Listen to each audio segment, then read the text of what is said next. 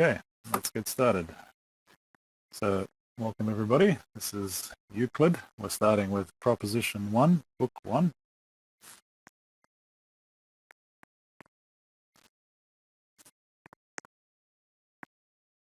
There are common notions and postulates, which are the beginning of Euclid, but I think I'll do this by just jumping into the proof of the first proposition and then introducing those as necessary. So, propositions in Euclid usually come with a statement, a diagram, and a proof. Often the statement's a little bit hard to understand from a modern point of view. So I'll give the statement as it's written in the book and then explain and let the proof explain. So the first proposition says, on a given finite straight line,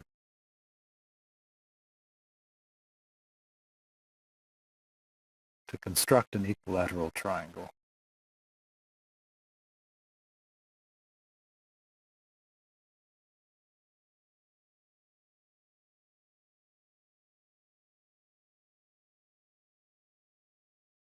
All right, so proof. I think I'll just give the proof and let the postulates and common notions appear as they wish to. Let AB be the given finite straight line.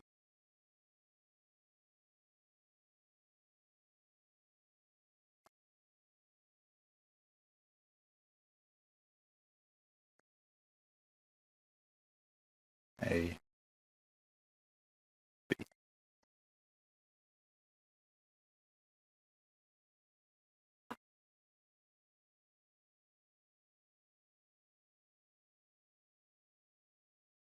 With center A and distance AB,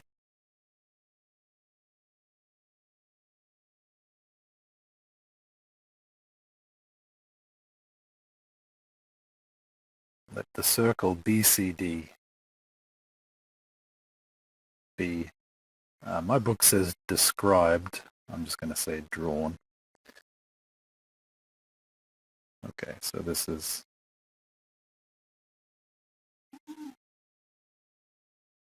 following circle. D is just some random point over here in the diagram I'm looking at. It's not actually necessary to describe the circle. So we have as a postulate the ability to inscribe such circles. So I'm going to write postulates, uses of postulates in blue. In general, I'll just write post and then a full stop, but we'll say postulate 1. And let's see, how should I do this? Maybe I'll write the postulates up as we're using them over on another board. And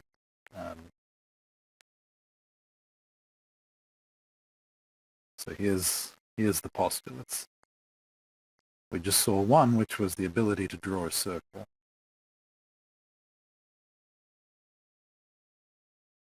So postulate 1 says, I guess I misquoted. So postulate 1 is to draw a straight line from any point to any point.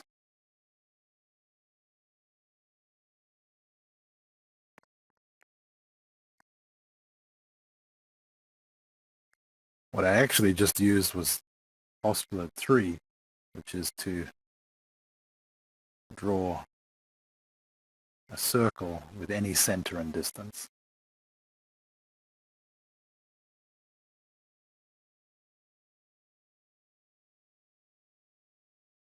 Now these postulates are by no means simple. It's not straightforward to understand what all the terms in them mean. So for example, what is a distance? Well, we're inclined as modern people to think about that as being a real number, for instance, but there are no real numbers in Euclid. A distance is some already existing finite line segment.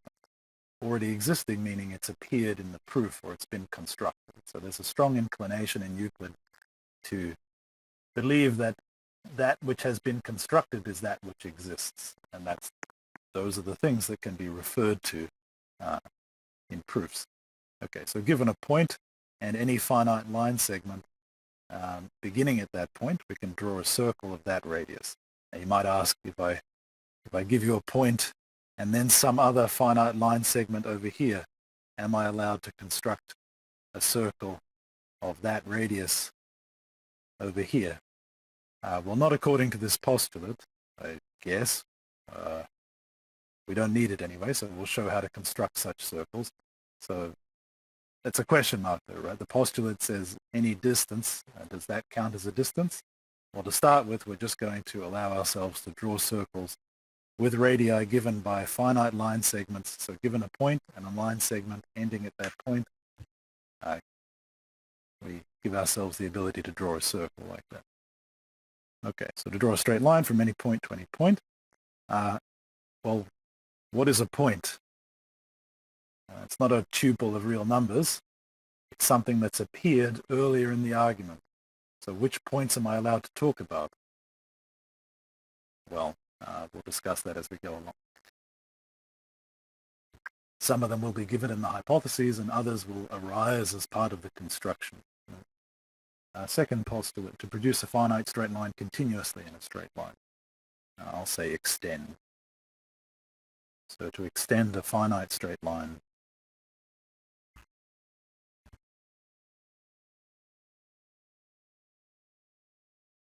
in a straight line. Maybe I'll add some illustrations. So the given stuff is going to be in white, and then the thing we're allowed to add as a result of the postulate is in blue. Here, if we're given, we're given a straight line segment, and we're allowed to extend it in a straight line. Essentially, that's by definition a straight line. We don't define straight lines to be anything to do with angles. We'll prove something about that in a bit. So that's what the second postulate says, and I already drew something for this, but let's give ourselves another diagram here. So given a point and a line segment ending at that point, we have the ability to draw a circle.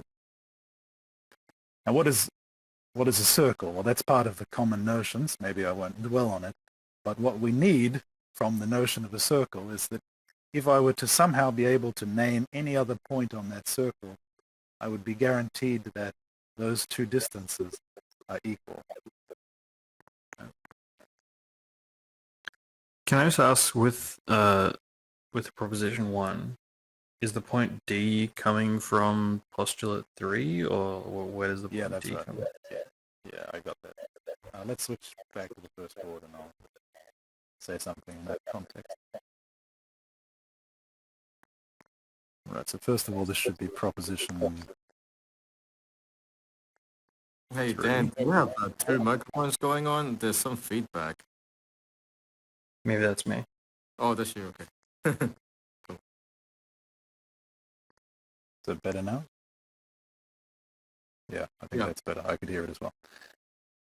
Okay, so that was postulate 3. Can you repeat your question, Billy?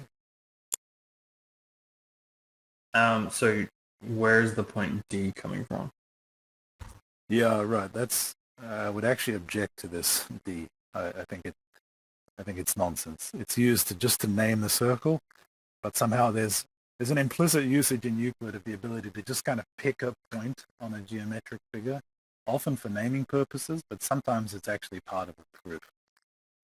So far, I think, Kenneth, you'd agree, in ways that we can avoid this pick a random point on blah blah by kind of bisecting lines to get points and so on.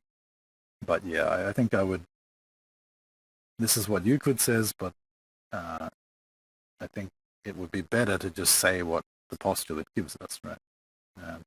Let A be a given finite straight line with center A and distance AB. Let the circle with center A and radius AB be drawn. So, as I've done. Wait a moment.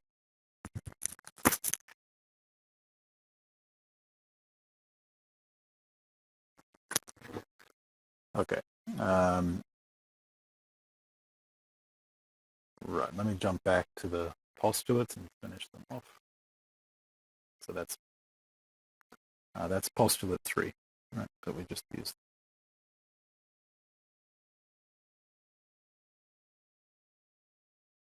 Postulate 4 says that all right angles are equal to one another. This won't come up for a bit.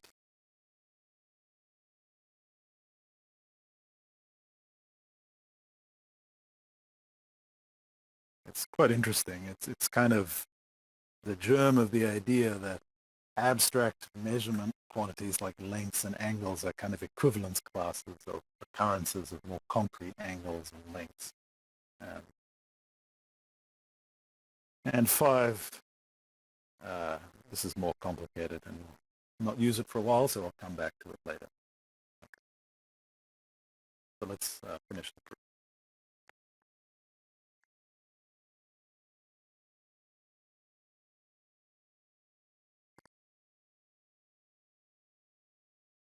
Okay, so we've drawn our circle.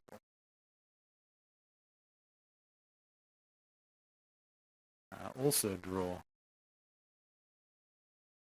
a circle with center B and radius AB. There's no difference between AB and BA. They are just notational devices for naming the same line. But I'll write AB. So this is again postulate 3. I'll try and find a way of squeezing this into the diagram.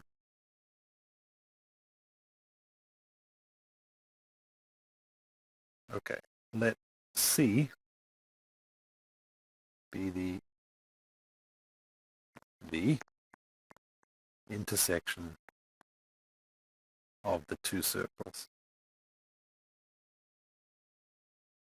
Of course, there's 2, and there's no clear way, given what we understand at the moment, to figure out how to name one. I mean, in the picture, there are 2 of them because I chose a particular orientation, and I might say the one above AB, but this depends on like the relative orientation of that line to the floor of the world and so on. So let me not say let's just say an, or a point of intersection. Now, how do we know that there is a point of intersection? Well, that's a good question. I think that's a missing postulate in some sense. So we need to actually know that these circles intersect. There are various issues like that come up when you're attempting to really formalize Euclid. So Euclid is for the period, which is like, I actually forget, that's embarrassing. I think 400 BC,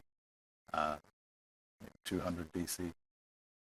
For that time, Euclid was amazingly rigorous, right? So Euclid synthesized out of a long history a set of proofs and propositions in an order that only referred to earlier propositions and made logical structure clear.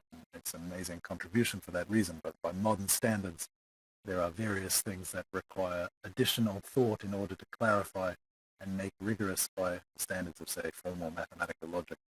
And this is one of them, I think. So we're not going to dwell too much on that in this series because we want to stay true to the spirit of Euclid and understand the arguments as he understood them. Maybe later we'll circle back and discuss some of the work that needs to be done to put this on a formal footing from a modern point of view. So with that said, let me move on. So let C be a point of intersection. Draw AC and BC. That's by postulate 1.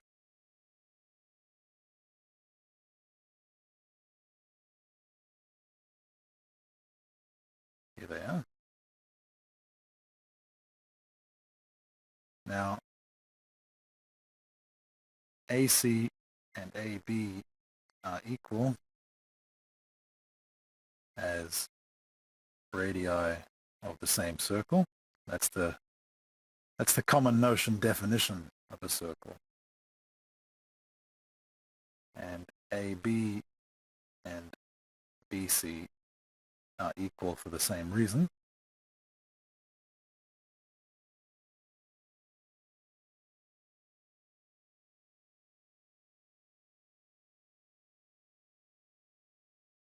Okay, so we have that CA is equal to AB, and AB is equal to BC, and that means that we invoke common notion. Which one? One. Things which are equal to the same thing are also equal to one another. Maybe next time I'll say a bit about the common notions, but common notion one is that equality is transitive in modern language. The two things. So what's the one I want to invoke here? AC is equal to BC. So AC, BC are equal. And this is by common notion one.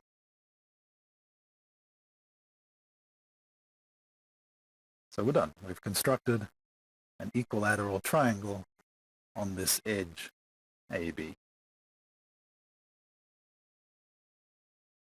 Any questions? Yeah, I have a question about the first three postulates. Yep. I don't understand what they're saying.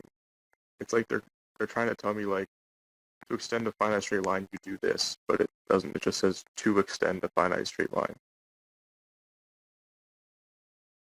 This is the fair same enough. thing I was bringing up about the language of it doesn't sound like an assertion or like an axiom or anything. It's like half a sentence. Well, I think it's, in modern mathematics, say in the definition of a group, you would put it in two parts. You would say, here's the sets and the operations you're allowed to do, right? So, for example, you'd have a set of elements of a group, and then you'd have a multiplication operation, as a result of which you'd be allowed to write down something like AB out of two ingredients, A and B. And then we would write down some axioms that this data is supposed to satisfy. So we would separate it out into these two phases in the definition, right? One is the stuff, and then the other is the laws obeyed by the stuff. In Euclid, these two parts are kind of mixed. So also mixed with the definition of the notions themselves, right? So let's pick one. Let's say 1. This is actually, if you like, a term formation operator in modern language, right? So you could say something like, given AB, we have... Wait, can anyone else hear Dan? I can't hear anyone. Hello? Yeah, I can hear him. He's completely dropped out for me. Hello? Hello?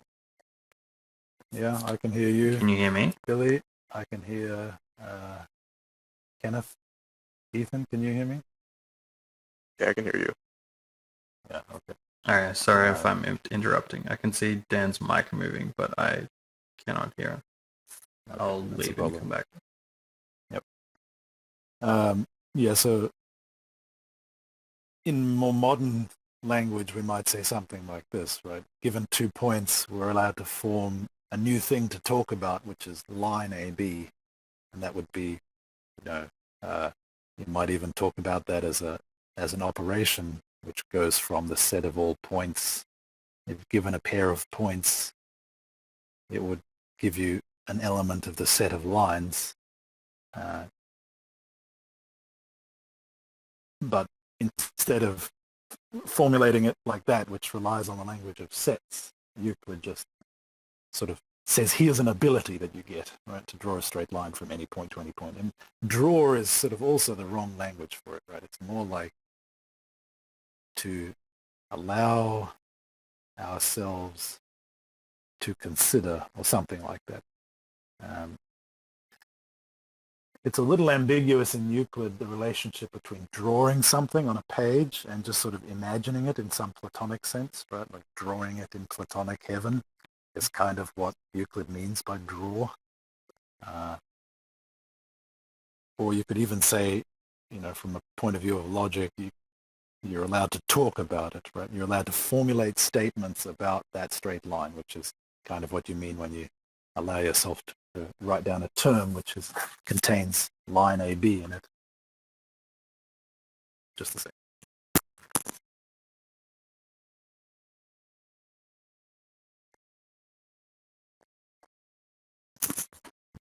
Does that answer your question, Ethan? Yeah, thank you. I think it's a little more, I think 2,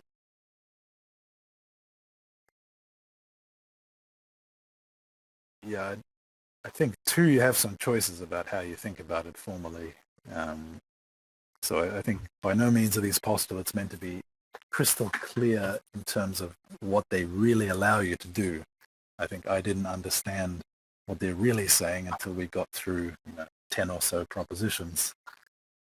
In particular, number 4, it's, what is that supposed to mean exactly? You understand once you see it be used, I think. I was going to say, I think we could do a whole lecture on equality in Euclid and the way equality is discussed. Mm-hmm. I might talk to you about that after. Yeah, sounds good. Okay, I guess we're nearly out of time, aren't we? Yeah, I maybe think we'll have to last leave time one took a little bit longer than the rest of them as well. That's why proposition 2 was in the next recording, right?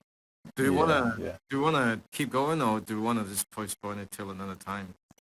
Yeah, I think we'll postpone it. There's supposed to be an organizational meeting for singular learning theory. Okay, sounds good. In a few minutes. Are you going to stick around for that, or you got to head off? Oh yeah, I'm okay today. I moved my afternoon meeting. It's just for the subsequent weeks I wasn't able to do it. That's why I had this weird gap. But today I'm all good. Cool. Awesome. All right. We'll leave so we'll end the official session there. And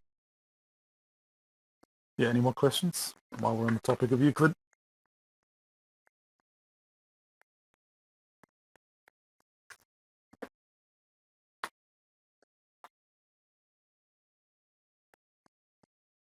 Yeah, I think it's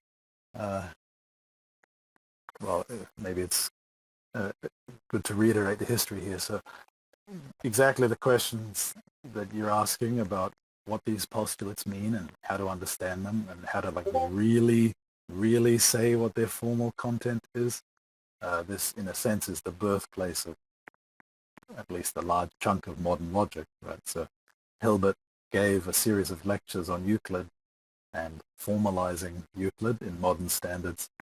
And this, out of this, I think this was the beginning of his interest in foundations.